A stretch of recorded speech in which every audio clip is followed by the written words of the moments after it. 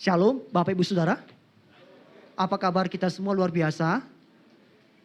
Bapak Ibu, meskipun ada banyak mungkin masalah, ada banyak pergumulan yang kita hadapi, tapi kita percaya ketika kita punya Tuhan maka semuanya dapat kita lewati. Amin. Nah, Bapak Saudara, kita bersyukur kepada Tuhan. Hari ini Tuhan masih kasih kita kesempatan yang indah untuk bisa beribadah bersama-sama.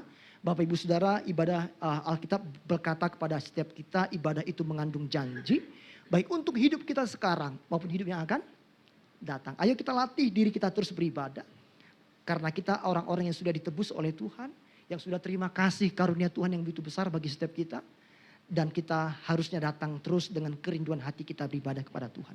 Bapak Ibu, mungkin sebagian besar dari kita bertanya-tanya di hati kita gitu ya. Kenapa kok kita ibadah itu angkat tangan? Kenapa kita ibadah itu kok bertepuk tangan? Banyak lagi Bapak Saudara. Ini bukan tentang gereja apa. Bukan tentang aliran apa Bapak Ibu ya. Bukan karena karismatik atau pentakosta. Oh karena GBI. Oh karena gereja A, B, C, D. Sementara gereja lain ada yang ya ibadah tanpa tepuk tangan atau angkat tangan.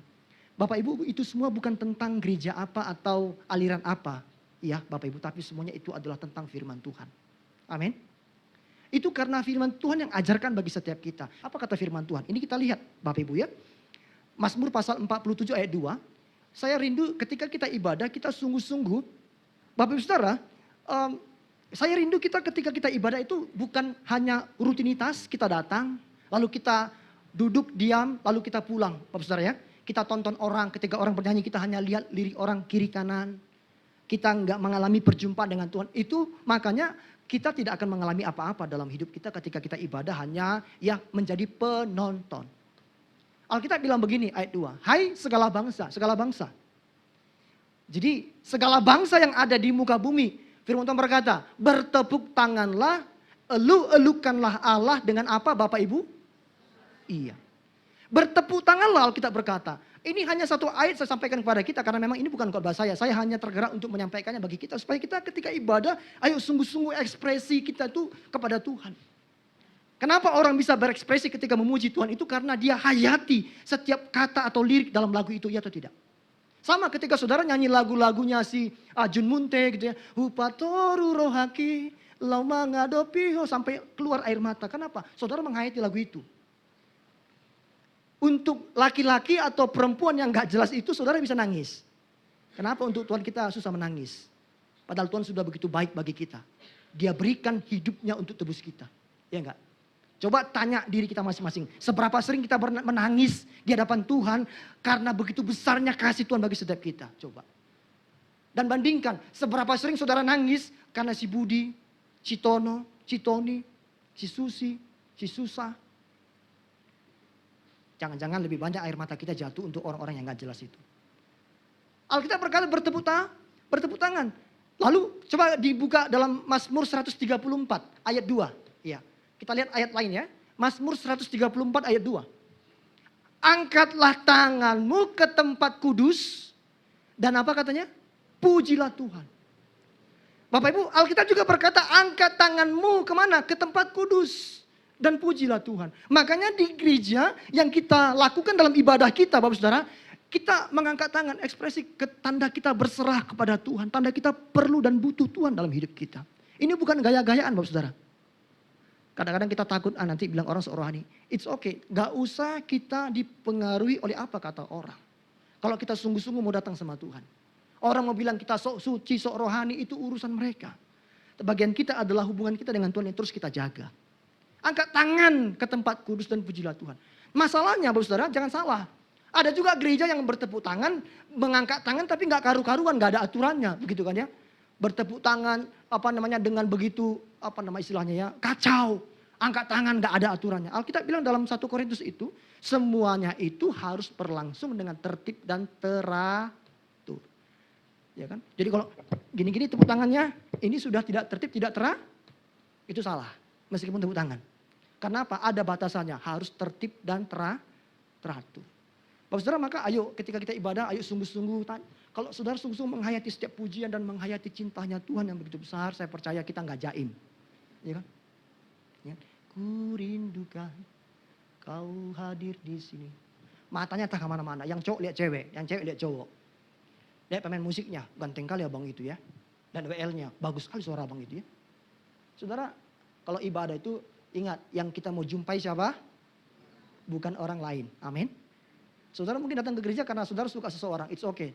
Tapi perbaiki motivasimu. Yang benar itu adalah, ayo datang sama Tuhan. Nah, hari ini kita masuk firman Tuhan. Baik. Minggu keempat ini Bapak Ibu Saudara, tema gereja kita adalah hidup yang berintegritas. Ya. Tema tahunan kita Year of Multiplication. Tahun ini kita akan berjalan bersama-sama untuk mendapatkan berkat Tuhan, pelipat gandaan dari Tuhan dalam segala aspek hidup kita. Dalam pekerjaan kita ada berkat-berkat, ada multiplikasi yang terjadi, amin. Dalam studi kita ada berkat-berkat pelipat gandaan yang akan terjadi, amin. Dalam keluarga kita ada berkat-berkat pelipat gandaan keluarga yang akan Tuhan berikan bagi keluarga kita. Dalam iman kita yang paling penting, terus mengalami pelipat gandaan, multiplikasi, bertumbuh terus di dalam Tuhan. Ini yang kita renungkan, yang akan kita kejar selama tahun 2026 ini. Maka di bulan kedua, di minggu keempat ini Bapak Saudara, topik yang akan kita bahas adalah kita harus punya integritas ternyata. Supaya apa? Multiplikasi itu terjadi dalam hidup kita. Maka saya berikan judul firman Tuhan siang hari ini, hidup yang berintegritas. Boleh katakan sama-sama? Mari kita buka Alkitab kita, Lukas pasal 12, saya tidak siapkan di situ. Biar kita buka Alkitab kita Bapak Saudara. Dalam Lukas pasal 12 ayat 35 sampai 48. Bapak Ibu ini agak panjang, mari kita baca dengan sungguh-sungguh ya. Demikian firman Tuhan. Hendaklah pinggangmu tetap berikat dan pelitamu tetap menyala. Silakan ayat 36 Bapak Ibu.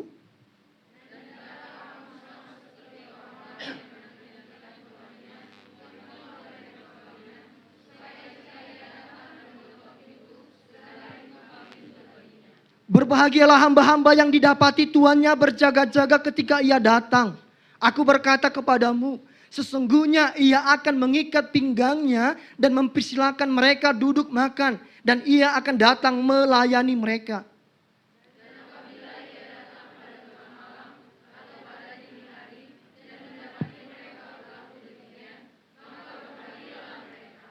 Tetapi ketahuilah ini, jika tuan rumah tahu pukul berapa pencuri akan datang, ia tidak akan membiarkan rumahnya dibongkar.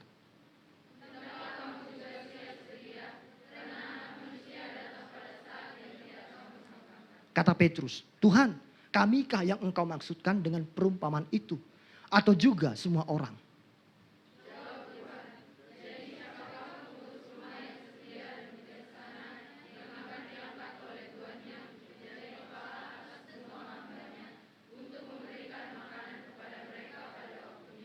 Berbahagialah hamba yang didapati tuannya melakukan tugasnya itu ketika tuannya itu datang.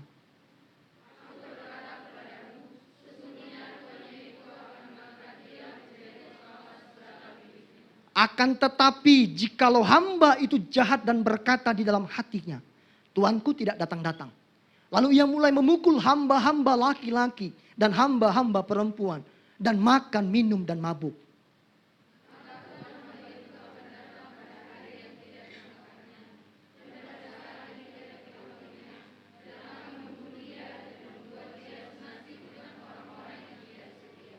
Adapun hamba yang tahu akan kehendak tuannya, tetapi yang tidak mengadakan persiapan atau tidak melakukan apa yang dikehendaki tuannya, ia akan menerima banyak pukulan. Sama-sama 3, 2, 1. Tetapi barang siapa tidak tahu akan kehendak tuannya dan melakukan apa yang harus mendatangkan pukulan, ia akan menerima sedikit pukulan.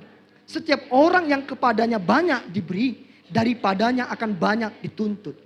Dan kepada siapa yang banyak dipercayakan, daripadanya akan lebih banyak lagi dituntut. Puji Tuhan.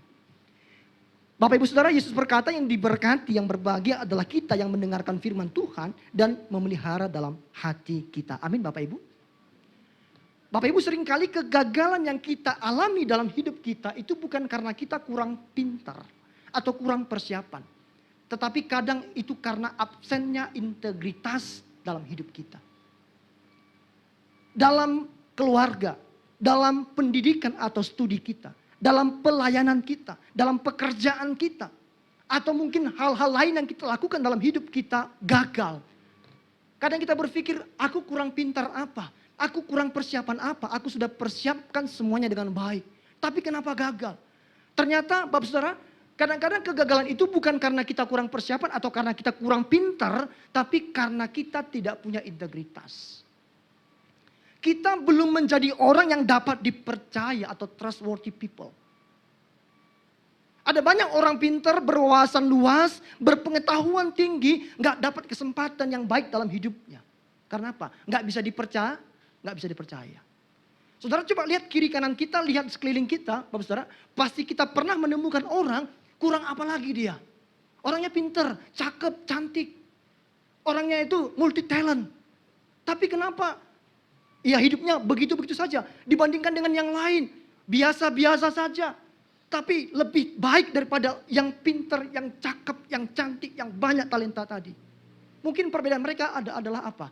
Yang biasa-biasa tadi punya integritas dapat dipercaya. Sementara tadi yang pintar, yang segala macam tadi tidak punya integritas sehingga dia tidak bisa dipercaya. Bapak Ibu Saudara, kalau kita baca bagian ini, nanti kita akan melihat bahwa ketika Lukas menuliskan, ini kan konteksnya adalah kedatangan Tuhan yang kedua kalinya. Saya bawa nanti kita untuk renungkan bersama-sama bahwa dalam bagian ini ternyata ada prinsip integritas yang harus kita miliki sebagai anak Tuhan. Ada pepatah yang berkata begini Bapak Saudara. I don't care how much you know until I know how much you care. I don't care how much you know until I know how much you care. Artinya makan secukupnya. Bukan. Artinya saudara, aku gak peduli seberapa banyak yang kau tahu. Seberapa banyak pengetahuanmu, seberapa tinggi hebatnya wawasanmu. Aku gak peduli, I don't care. Sampai aku benar-benar tahu seberapa banyak kepedulianmu. Kepedulian itu lahir dari ketulusan hati. Dan ketulusan hati adalah bagian dari integritas. Jadi ungkapan ini sebenarnya mengatakan begini saudara. Orang banyak gak peduli tentang apa yang kita tahu. Tapi orang lebih peduli tentang apa yang kita lakukan. Halo? Ada banyak orang yang punya wawasan, yang punya pengetahuan, ya kognitifnya bagus, tapi psikomotoriknya jelek. Actionnya nggak ada. NATO, apa? No action, talk only. Asbun, asal bunyi. Banyak orang begitu, saudara. Dia punya wawasan luas, tapi dia nggak bisa mempraktekkannya dalam hidupnya. Maka itu useless, nggak ada gunanya, saudara. Ternyata yang paling penting itu adalah apa yang kita tunjukkan, apa yang kita lakukan. Itu yang berbicara lebih keras daripada apa yang kita tahu dalam otak dan pikiran kita ini. Makanya saya juga sering berkata kepada mahasiswa di kelas, saya tidak terlalu mengapresiasi, bukan tidak mengapresiasi, tapi saya tidak terlalu mengapresiasi orang yang hanya pintar secara kognitif saya katakan. Tapi saya akan lebih mengapresiasi orang yang memiliki attitude yang baik, karakter yang baik. Dari apa yang dia pahami. Ya kan banyak orang tahu mencuri itu dosa. Tapi tetap mencuri. Banyak orang tahu selingkuh itu dosa. Tapi tetap selingan indah keluarga utuh katanya. Banyak orang tahu mencontek itu dosa. Tapi toh banyak juga di antara kita yang Banyak orang tahu yang plagiat itu Tapi banyak juga kita berkata gak apa-apa sekali-sekali. Iya sekali sehari. Jadi sebulan 30 kali. Nah itu, banyak kita tahu apa yang benar, tapi kita nggak lakukan. Kita tahu apa yang salah, kita justru laku.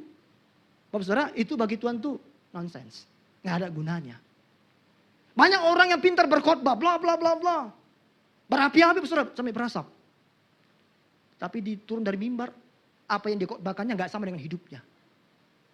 Makanya panggilan menjadi seorang pengkhotbah.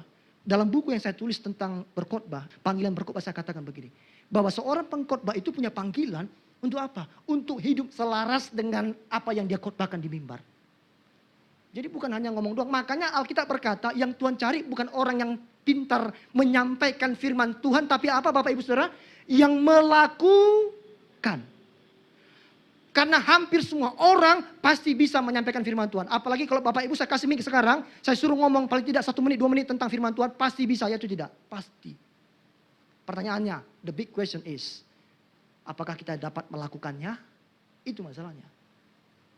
Nah, Bapak Saudara yang terkasih, integritas itu apa? Integritas itu adalah kesatuan antara apa yang kita katakan dengan apa yang kita lakukan. Dan siapa kita di hadapan Tuhan. Dalam bahasa aslinya integritas itu integer. Integer itu artinya unity, keutuhan, kesatuan. Kesatuan dari apa yang di dalam dan di luar harus sama, itu maksudnya. Apa yang kita pikirkan, kita katakan sama dengan apa yang kita lakukan. Itu arti dasar dari integritas, dari kata dasar integer. Bapak Ibu Saudara, maka ketika firman Tuhan mengajarkan kita untuk berintegritas artinya apa? Apa yang kita katakan, apa yang kita ketahui, apa yang kita lakukan itu harus sama. Dan itu bicara tentang siapa kita di hadapan Tuhan, bukan di hadapan sesama. Karena begini, kalau kita di hadapan sesama kan kita bisa memanipulasi atau tidak. Iya kan? Kita ini orang bilang mohon maaf, orang bilang pura-pura baik. Gitu kan ya. Hati kita jahat, tapi kita untuk mendapatkan pujian dari orang, apresiasi dari orang, mungkin acungan jempol dari orang, kita pura-pura baik. Padahal itu bertentangan dengan apa yang di hati kita. Kita bisa begitu di hadapan orang, tapi Tuhan gak bisa kan? Kalau kita memiliki tindakan seperti itu di hadapan Tuhan, Tuhan tahu itu. Dan itu salah. Maka itu bukan integritas. Makanya integritas ini berbicara tentang apa? Siapa kita di hadapan Tuhan, karena Tuhan yang bisa tahu bahkan kedalaman hati kita ini loh. Jadi yang menentukan kita punya integritas atau tidak bukan manusia. Tapi siapa? Tuhan. Karena manusia, mohon maaf, bisa kita tipu Bapak Ibu Saudara. Kita ini paling pintar memanipulasi semuanya. Pintar kita ini. Kita ini expert, ahli. Soal apa? Soal manipulasi. Apalagi sekarang ini kan dengan kemajuan teknologi kan.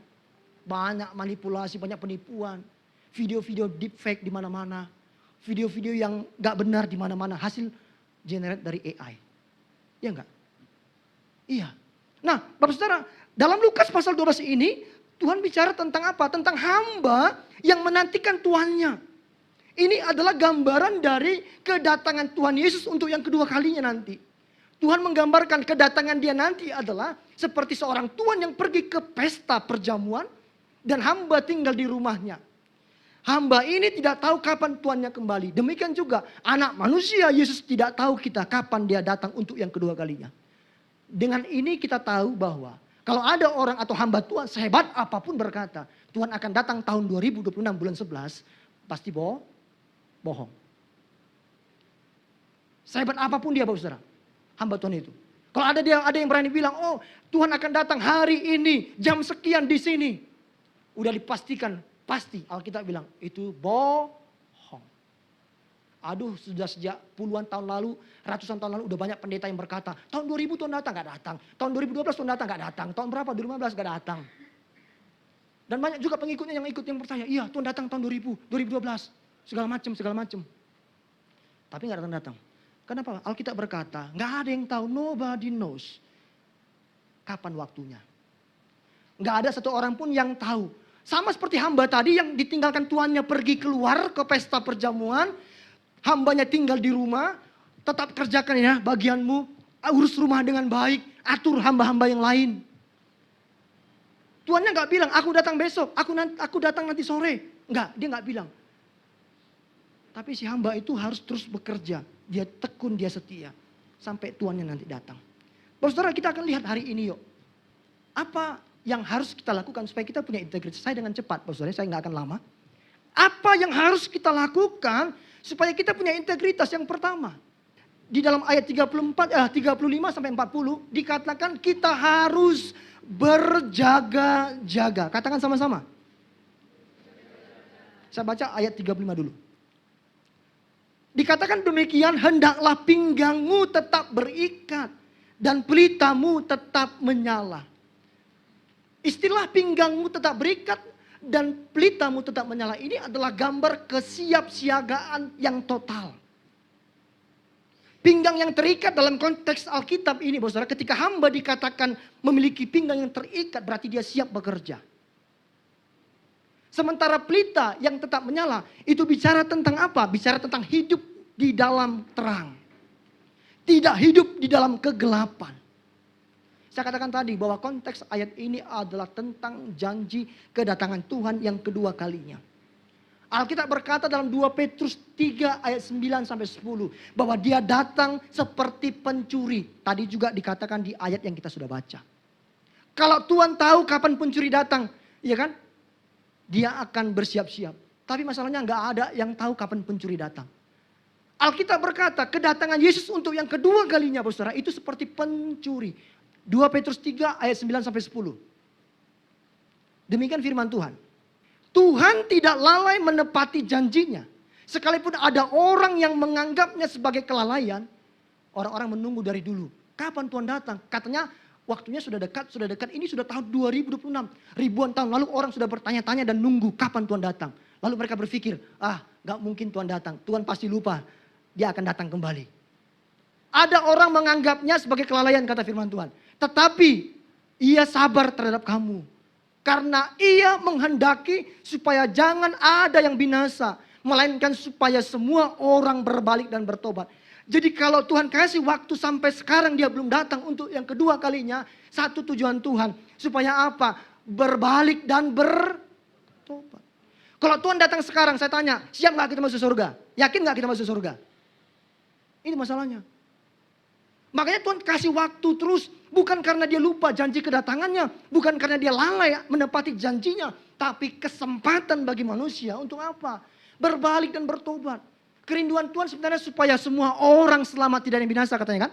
Supaya jangan ada yang binasa. Tapi toh juga pada akhirnya tetap ada orang yang binasa. Tetap ada orang kok yang menolak Tuhan Yesus kan. Tapi Tuhan masih kasih kesempatan. Artinya apa? Ayo. Kalau kita masih hidup, Tuhan belum datang, Bapak Saudara, besok gitu ya, atau hari ini. Itu artinya apa? Tuhan masih kasih kesempatan kita bertobat. Bilang kiri kanannya, ayo kita bertobat. Ya. Bukan tobat, kumat. Ya Bapak Saudara? Jadi tomat nanti bukan tobat, tobat, kumat. Hari Minggu bertobat, baik dia. Besok Senin, kumat lagi. Bertobat itu adalah kita putar balik, kita tinggalkan yang jahat, yang dosa. Lakukan yang baik sesuai dengan kehendak Tuhan. Itu namanya tobat. Ayat 10. Tetapi hari Tuhan, perhatikan, akan tiba seperti pencuri. Pada hari itu langit akan lenyap dengan gemuruh yang dahsyat. Dan unsur-unsur dunia akan hangus dalam nyala api. Dan bumi dan segala yang ada di atasnya akan apa katanya? Ayat 11 ini menarik. Ini peringatan ya, ayat 11. Dikatakan begini. Betapa dahsyatnya kan? Jadi, perhatikan ya. Jika segala sesuatu ini akan hancur secara demikian, betapa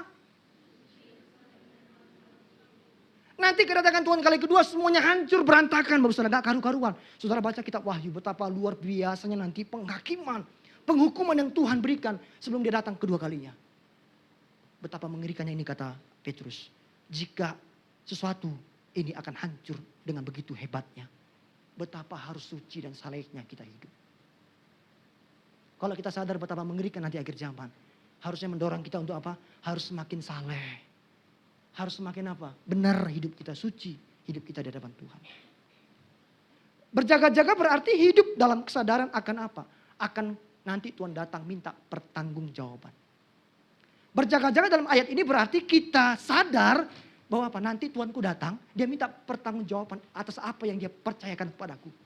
Hamba tadi yang ditinggalkan di rumah tadi diberikan kepercayaan. Oke, atur ya hamba-hamba yang lain. Aku berikan kepadamu hamba-hamba perempuan dan laki-laki sebagai bawahanmu. Atur mereka supaya semua urusan di rumah ini beres. Aku pergi tinggalkan kalian. Nanti aku kembali. Gak dikasih tahu kapan kembali. Nah, si hamba yang dikasih kepercayaan tadi itu harus apa? Harus sadar, harus berjaga-jaga. Kenapa? Aku gak boleh lengah karena nanti Tuanku akan datang. Dan dia akan tanya, gimana rumah kita aman? Bereskah rumah kita? Iya kan? Adakah masalah? Kamu kerjakan gak apa yang kukasih ke kamu? Kalau dia sadar itu, maka dia gak akan lengah. Dia akan berjaga-jaga terus, dia lakukan bagiannya. Dia lakukan tugasnya sungguh-sungguh, Bapak Saudara. Karena ayat 48 berkata begini, saya baca ya. Lukas 12 ayat 48. Setiap orang yang kepadanya banyak diberi, kata firman Tuhan, daripadanya banyak dituntut. Dan kepada siapa yang banyak dipercayakan, daripadanya akan lebih banyak lagi Iya. Kalau kita diberikan atau dipercayakan sesuatu yang lebih banyak daripada orang lain, maka kepada kita akan banyak tuntutan. Sama contoh, saudara dari prodi teologi di sini mungkin ada. Saudara banyak belajar kebenaran firman Tuhan. Saudara banyak tahu daripada orang-orang lain di prodi lain mungkin atau mungkin orang lain di luar sana. Maka Tuhan akan lebih banyak minta pertanggungjawaban dari kalian. yang lebih banyak tahu. Jadi pengetahuan kita tentang Tuhan, tentang teologi itu jangan membuat kita jadi sombong. Oh, aku hebat, aku ngerti bahasa Ibrani, Yunani, bahasa Aram, aku ngerti. Aku ngerti semua latar belakang kitab-kitab. Aku ngerti semuanya. Ya, Bapak Saudara, teologi apapun itu aku ngerti, aku paham. Hati-hati. Nanti dengan banyak yang kau tahu, banyak yang akan Tuhan tuntut dari kamu. Ya enggak? Kepada seorang pengerjanya, namanya si A. Kamu les apa ya? Kamu les nyetir mobil ya? Lalu dia bilang apa? Enggak Pak, aku enggak bisa Pak katanya. Kamu ya, kamu sebenarnya bukan karena enggak bisa. Kamu enggak mau karena kamu takut nanti disuruh antar jemput jemaat kan? Kamu maunya WL aja kan? Pak penitanya langsung tembak begitu. Kamu enggak mau belajar nyetir karena kamu nanti takut dituntut kan? Karena kamu bisa nyetir, tolong dong antar jemaat atau tolong dong jemput jemaat. Bukan karena enggak bisa, tapi karena enggak mau. Bapak itu namanya menghindar dari tanggung jawab. Berbahagialah, memang kita yang punya banyak akan dituntut banyak. Tapi kita menjadi orang yang berbahagia kan. Ada yang dikasih 1 talenta, 2 talenta, 5 talenta. Kalau kita kerjakan yang 2, dapat 2 lagi jadi 4. Yang 5, lebih banyak mana? 10 kan. Kalaupun kita dikasih banyak oleh Tuhan, Bapak Saudara, kemampuan atau talenta apapun itu, ayo kita kerjakan sungguh-sungguh meskipun banyak dituntut dari kita. Tapi kalau kita setia, bukankah kita lebih berbahagia daripada orang-orang lain di luar sana yang gak dipercayakan apa-apa sama Tuhan, kan begitu ya? Jadi integritas itu lahir dari kesadaran bahwa apa? Suatu hari nanti Tuhan akan datang kali keduanya dan dia akan minta pertanggungjawaban kepadaku. Karena apa? Tadi kita baca ada hamba berkata begini, hamba yang jahat yang tidak bertanggung jawab. Tuanku gak datang-datang kok. Lalu dia mulai menyalahgunakan kekuasaannya, dia siksa hamba-hamba laki-laki dan perempuan yang lain yang ada di bawahnya tadi. Ya kan? Gak dikasihnya makan minum, dia berpesta pora kata Alkitab tadi. Karena dia gak sadar bahwa nanti Tuhannya datang, dia akan minta pertanggungjawaban kepada dia. Bapak Saudara terkasih, ayo dengan kita berjaga-jaga, itu berarti menjaga hati kita dari penyimpangan. Amin. Berjaga-jaga berarti apa? Kita jaga hati kita. Tidak lagi berkompromi dengan dosa kecil. Halo? Mulai menolak dosa yang tampaknya sepele. Ya, bohong kecil kok. Itu tetap dosa. Kalau orang yang berjaga-jaga, dia nggak akan mau lagi kompromi dengan hal atau dosa sekecil apapun itu. Dia bilang, no, itu bukan hidup gue lagi. Itu hidupku yang lama, aku sudah menjadi ciptaan yang baru. Orang yang berjaga-jaga tadi, Bapak Saudara, dia akan apa? Memelihara hidup kerohaniannya. Setia berdoa sama Tuhan. Setia baca firman Tuhan. Setia beribadah kepada Tuhan. Karena apa? Integritas itu seringkali hancur bukan karena dosa besar, tapi karena dosa-dosa kecil yang kita remehkan. Ya enggak? Iya. Integritas itu enggak langsung jatuh, debuk karena dosa yang besar, perzinahan, selingkuh, enggak. Tapi hancur perlahan-lahan karena dosa-dosa kecil yang kita biarkan. Bapak Saudara, ada sebuah desa yang dikelilingi oleh danau. Lalu dibangunlah bendungan untuk membendung air danau itu. Suatu hari ada seorang petani yang ingin pergi ke sawah, dia lihat bendungannya udah mulai retak. Dia pikir gini, masih retak kok, belum merembes airnya, gak apa-apa. Lalu minggu berikutnya dilihat lagi, retaknya makin lebar. Dia gak ngomong kepada ketua RT atau kepala desa. Dia bilang gak apa-apa kok, aman. Ketika hujan deras beberapa hari kemudian, saudara, apa yang terjadi? Bendungannya jebol, desa itu habis, hanyut oleh air. Karena apa? Dibiarkan retak yang kecil tadi. Kalau retak yang kecil tadi langsung diperbaiki, ketika hujan deras beberapa hari atau minggu berikutnya, desa itu nggak akan habis, hancur atau lenyap karena air. Ya itu tidak? Sama, kita nggak akan hancur kalau apa? Kalau kita mulai belajar menolak dosa-dosa kecil dalam hidup kita. Tapi kalau kita biarkan, nggak apa-apa, sedikit aja, nyontek sedikit kok. Dari 10 mata kuliah kan hanya 2 mata kuliah aku nyontek, yang 8 lagi kan nggak nyontek, jujur aku. Saudara, itu tetap dosa sama Tuhan. Ayo belajar untuk apa? Berkata no untuk dosa-dosa kecil. Jangan berkompromi. Ayo kita renungkan, apakah kita masih berjaga-jaga? Masihkah kita simpan dosa tersembunyi dalam hidup kita? Orang tua kita nggak tahu, teman kita nggak tahu, pasangan kita nggak tahu. Tapi ingat, Bapak Ibu Saudara, Tuhan tahu loh. Iya kan? Tuhan tahu dengan apa yang kita lakukan, yang kita simpan di hidup kita nih. Bahkan dosa sebusuk apapun itu Tuhan tahu. Serapat apapun, sepintar apapun kita tutupi dosa kita, ingat. Tuhan tahu tidak ada yang tersembunyi bagi Tuhan. Hari ini Tuhan mau Ayub mengakuinya di hadapan Tuhan. Minta ampun sama Tuhan, berubah, bertobat. Amin saudara? Iya. Sama kan? Anak-anak muda mungkin punya handphone, punya gadget gitu kan ya. Ada berapa banyak mungkin ya kan video-video porno disimpan di handphonenya. Foto-foto porno disimpan di handphonenya, mohon maaf. Karena sekarang tantangan kita anak muda ini besarnya luar biasa, hebatnya luar biasa. Dengan kemajuan zaman ini, ya enggak? Dulu sulit bagi kita untuk mendapatkan film-film porno, mohon maaf kalau saya berkata begitu. Sekarang gampang, itu tidak. Ketika engkau diperhadapkan dengan pilihan itu, kau punya integritas atau tidak? Kau mau ikut rayuan iblis, gak apa-apa. Sebentar kalau itu. Kan hanya nonton doang. Makanya saudara ketika itu muncul, langsung putuskan, tolak.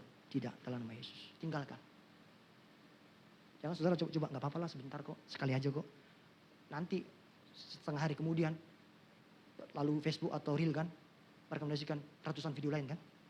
Kalian buka sekali, nanti akan muncul lagi ratusan video lah yang serupa. Ya enggak? Makanya ayo kita jaga integritas kita. Dengan apa? Berjaga-jaga. Yang kedua, apa yang kita lakukan supaya kita punya integritas? Setia. Dalam ayat 42, saya baca 42. Jawab Tuhan begini, jadi siapakah pengurus rumah atau hamba yang setia? Nanti saya lanjut ya. Dikatakan siapa yang setia? Kata setia dalam konteks ayat ini, Bapak Saudara, itu menunjukkan pada konsistensi dalam tanggung jawab. Meskipun tidak diawasi. Maka saya katakan, orang yang berintegritas, dia pasti punya kesetiaan. Yang percaya katakan amin. Setia dalam pelayanan kecil. Setia dalam tanggung jawab yang sederhana. Setia dalam hal-hal yang tidak terlihat.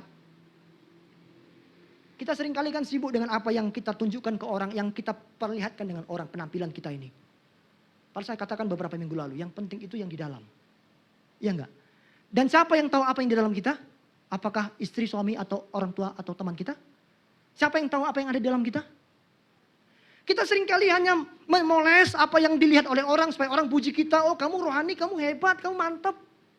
Kita lupa. Hati kita ini gak kita jaga. Yang di dalam ini gak kita jaga, gak kita awasi. Maka saya katakan bahwa orang yang berintegritas dia akan setia.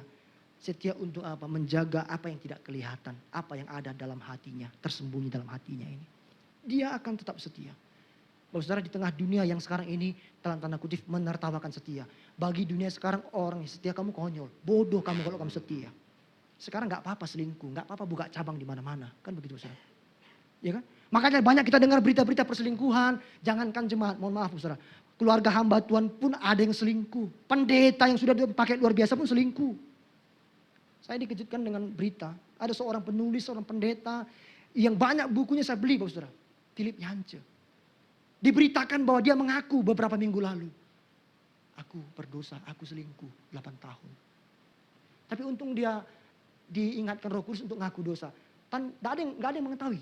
Tapi dia sendiri yang berinisiatif untuk apa? Menyampaikannya di depan umum. Dia bilang, aku berdosa. Mulai sekarang aku berhenti dulu pelayanan. Aku mau merenungkan dosaku. Aku mau hidup dalam pertobatan dulu. Aku sudah mengingkari kesetiaanku. Aku sudah mengkhianati istriku. Apa yang kuajarkan gak kulakukan katanya. Ya kan? Mungkin dia khotbah diajarkan setia. Ya kan? Cintailah pasanganmu. Jangan selingkuh. Itu dosa. Tapi dia lakukan. Makanya dia bilang, aku selama ini gak melakukan apa yang kukhotbahkan. Setelah itu gereja-gereja di Amerika meng-cancel semua jadwal pelayanan dia. Dan dia dengan istrinya. Yang luar biasa istrinya. Istrinya tetap menerima dia dan merangkul dia dan menemani dia untuk mengalami pemulihan. Coba ibu-ibu kalau ketahuan suamimu selingkuh 8 tahun. Sanggup gak terima dia kembali? Istri Pak Philip Yancey ini luar biasa. Gak apa-apa dia khianati aku. Tapi dia sudah bertobat. Aku mau temani dia sampai dia pulih kembali. Maka saya katakan saudara yang terkasih. Kita harus setia. Di tengah dunia yang menganggap kesetiaan itu sesuatu yang kuno.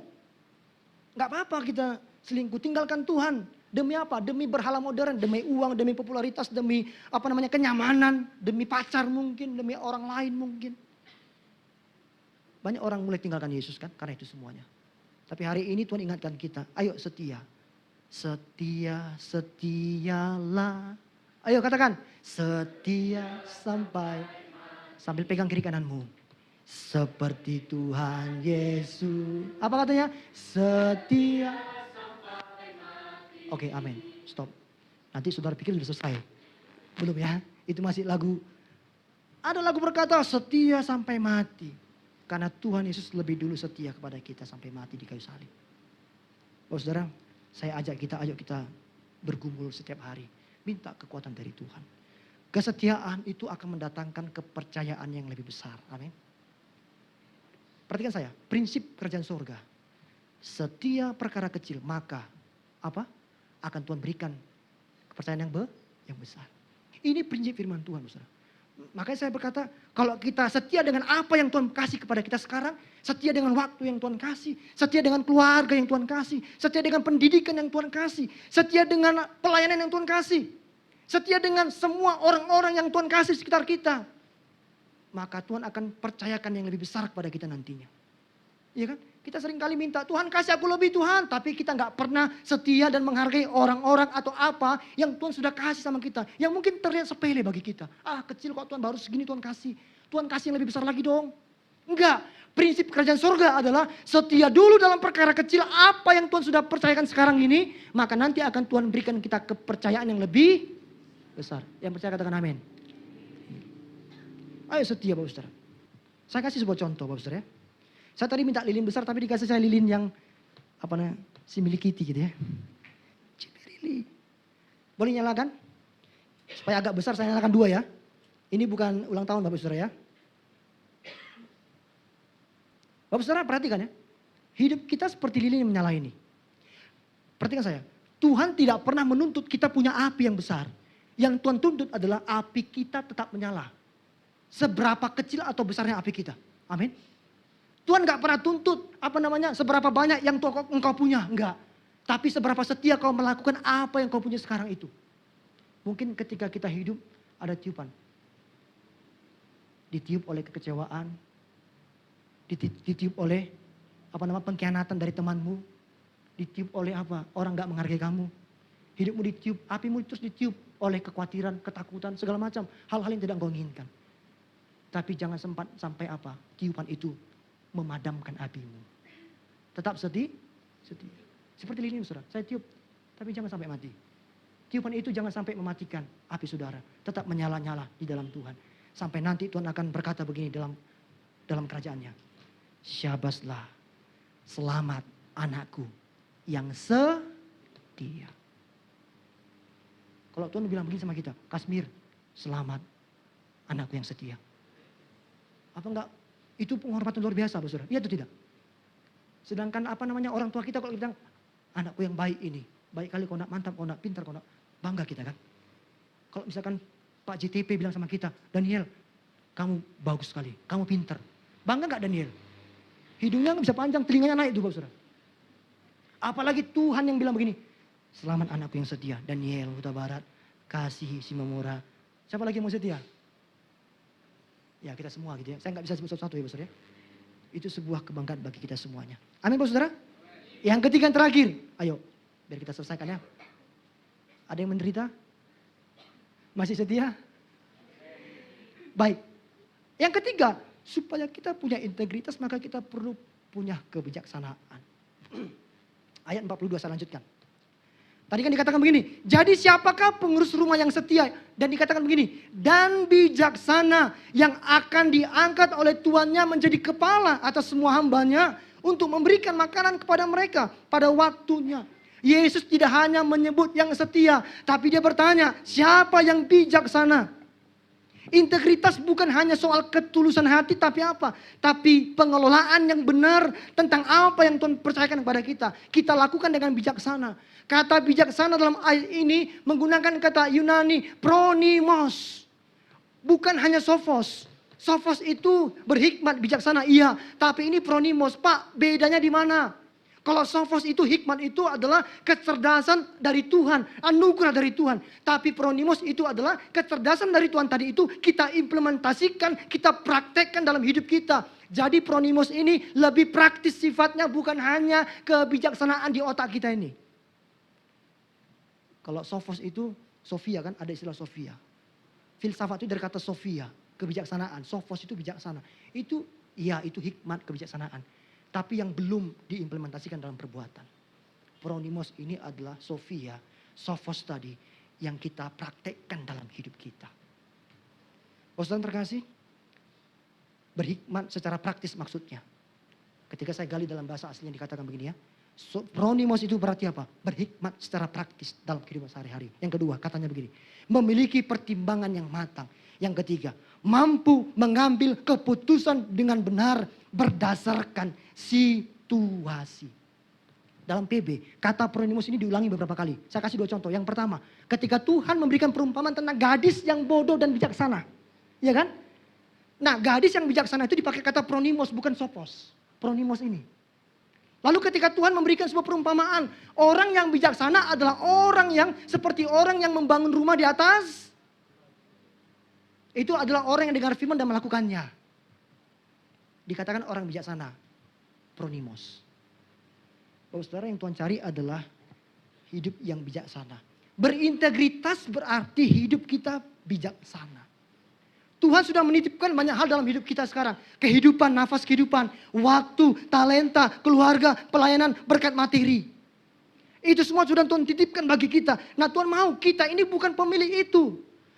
Perhatikan saya saudara, kita bukan pemilik hidup kita bukan pemilik waktu, kita bukan pemilik keluarga kita bukan pemilik pelayanan kita bukan pemilik berkat-berkat lain yang Tuhan berikan bagi kita. Kita hanya pengelola. Apa Bapak Ibu Saudara? Tuhan yang memiliki itu semua. Tuhan hanya kasih kepercayaan kepada kita. Ini Kasmir, kau punya talenta bermain gitar. Aku percayakan sama kamu ya. Kerjakan dengan sungguh-sungguh. Karena itu Tuhan kasih untukmu. Tuhan titipkan. Kita hanya penata layan. Kita hanya pengelola, saudara. Kita bukan pemilik. Sama. Saya dan istri saya sampai sekarang bergumul tentang anak. Saya bilang gini, anak itu miliknya Tuhan. Kalau Tuhan mau titipkan sama kita anak, Tuhan pasti titipkan. Kalaupun tidak, ya itu haknya Tuhan. Karena itu punya Tuhan. Saudara yang punya anak juga. Anak itu bukan milik kita. Maka kalau kita didik anak, jangan sesuka hati kita. Amin. Harus sesuai dengan kehendak siapa? Karena itu milik Tuhan, saudara. Banyak orang tua berkata, anak ini milikku, punyaku. Jadi suka-suka aku mendidik dia. Cara aku mendidik dia. Sehingga seringkali kita didik anak gak seperti apa yang Tuhan mau kan. Kita timbulkan sakit hati di anak kita. Kita pukul dia. Bang, tendang dia. Saudara, itu kenapa kita berpikir kita pemilik anak kita. Salah. Semua yang kita punya ini kita hanya pengelola. Amin. Kita hanya ngatur. Tuhan kasih kepercayaan untuk ngatur. Ingat, nanti kita harus bertanggung jawabkan sama siapa? Sama Tuhan. Makanya kita harus punya kebijaksanaan. Dan kebijaksanaan itu dari siapa asalnya Bapak Ibu Saudara? Dari Allah. Amsal 2 ayat 6 dikatakan begini. Karena Tuhanlah yang memberikan hikmat. Dari mulutnya datang pengetahuan dan kepandaian. Hikmat gak saudara dapatkan ketika saudara baca buku. Hikmat gak saudara bacakan ketika saudara punya banyak pengalaman. Hikmat hanya saudara dapatkan ketika saudara duduk diam dan berkata, Tuhan tolong aku, berikan aku hikmat. Karena hikmat itu dari siapa Bapak Saudara? Dari Tuhan. Gak kita dapatkan dari mana-mana lagi Bapak Saudara. Maka saya ajak kita ayo ingat ya. Kalau kita punya integritas tanpa hikmat, bisa jadi fanatisme. Hikmat tanpa integritas menjadi manipulasi. Integritas tanpa hikmat itu hanya fanatisme.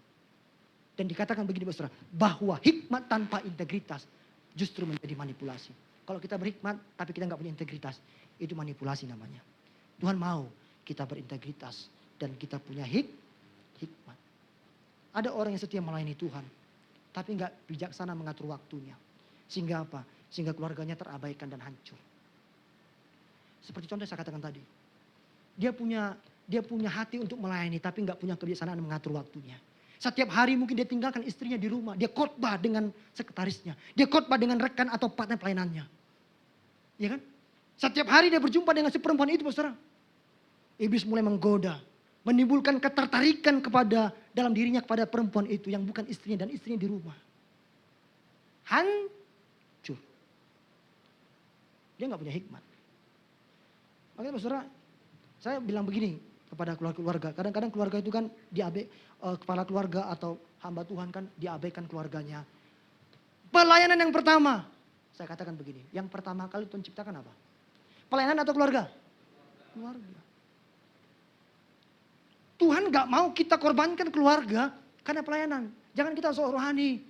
Itu kan demi Tuhan. Untuk pelayanan, untuk pekerjaan Tuhan. Gak apa-apa lah anakku hancuran-hancuran, istriku kutinggalkan. Bapak saudara, itu justru kita sedang masuk dalam jebakan iblis. Yang Tuhan mau adalah apa? Kita berintegritas, oke. Tapi ingat, kita juga terus harus punya hikmat. Ayo bagaimana kita mengatur waktu kita. Bagaimana kita mengambil keputusan. Apakah kita sebelum kita ambil keputusan, kita berdoa dulu sama Tuhan, minta hikmat dari Tuhan. Itu yang harus kita miliki. Bapak saudara, Tuhan mau jadilah orang-orang yang bijaksana. Ketika kita yang pertama tadi terus berjaga-jaga. Yang kedua terus setia dan kita bijaksana. Ketika kita tetap mempertahankan ketiga hal ini, maka kita menjadi orang yang berintegritas. Orang yang layak untuk disebut sebagai anak-anak Allah. Bapak saudara, dunia ini kekurangan orang-orang yang berintegritas. Dan saya mau dan saya rindu kita yang ada di tempat ini menjadi orang-orang yang mewarnai dunia dengan memiliki integritas. Setia meskipun tidak ada yang melihat kita melakukan yang benar. Bijaksana dalam mengelola kepercayaan yang Tuhan kasih. Dan tetap waspada, berjaga-jaga. Karena apa? Nanti Tuhan akan minta pertanggungjawaban kepada setiap kita. Amin. Tuhan tidak mencari hamba yang terkenal. Tuhan cari hamba yang berjaga-jaga, yang setia dan bijaksana. Amin. Dan mari kita bangun hidup kita terus. Nanti ketika Tuhan datang kali kedua, kita tidak sedang lengah-lengah. Tapi kita sedang bersiap dan kita siap menyambut kedatangan Tuhan yang kali kedua. Apapun itu saudara. Amin.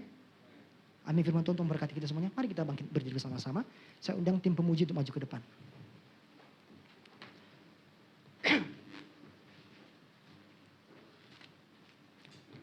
Mari kita renungkan firman Tuhan pada siang hari ini, saudara. Milikilah integritas. Kesatuan apa yang kita katakan dengan apa yang kita lakukan. Dan itu semuanya kita tunjukkan di hadapan Tuhan, bukan di hadapan manusia. Karena Tuhan yang tahu kedalaman hati kita. Mari kita belajar untuk terus berjaga-jaga. Menjaga hati kita.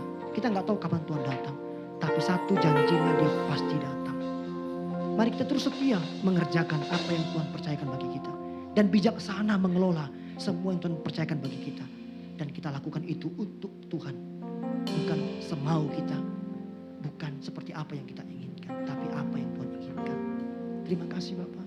Mari kita renungkan firman Tuhan berkata. Haleluya.